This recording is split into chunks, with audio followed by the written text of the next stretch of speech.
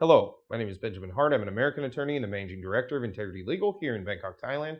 In this video today, as the title suggests, we're going to be discussing the increasing frequency of crackdowns, especially the recent Operation X-Ray Foreigner that has just occurred within the past few weeks of making this video. So just to go to the headlines first, and then I'll get to sort of my take on all of this. From April 26th, Bangkok Post. 2018, nationwide raids round up illegal foreigners, quoting directly. Police searched 118 locations nationwide, mostly international schools, early Thursday morning and arrested 99 foreigners, including Myanmar, Indian, German, and Lao nationals.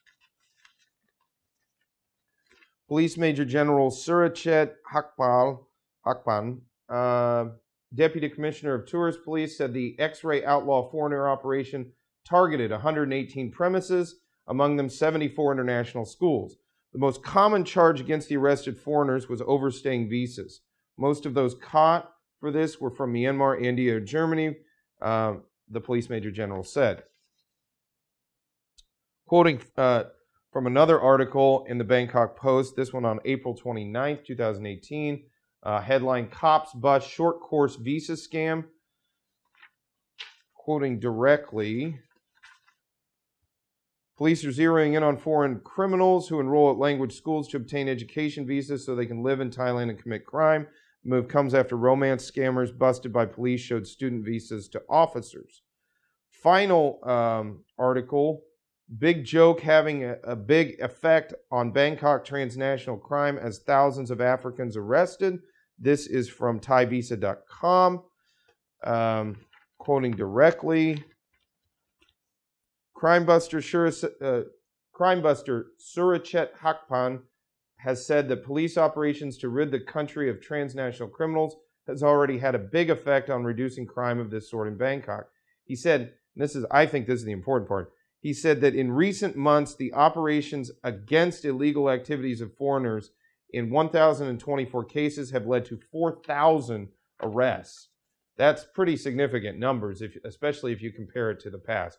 So first things first, have a look at those articles directly. They get into some detail about the overall situation with respect to immigration and immigration enforcement here in the kingdom. But that being said, the thing to take away from this, immigration is not messing around. And what I see here is there's going to be more of this. I think that this is going to receive more budgetary consideration in the future. I think you're going to see more raids. I think certain visa categories such as the ED visa, which we made a specific video on, here recently, and I urge those to go check that out. I think certain visa categories, including marriage visas, as there's been a notion, there has been a spate of scams involving marriage visas. What I'm basically trying to get at is there's certain categories which are going to be more scrutinized than they were in the past, even if you actually have a non-immigrant visa.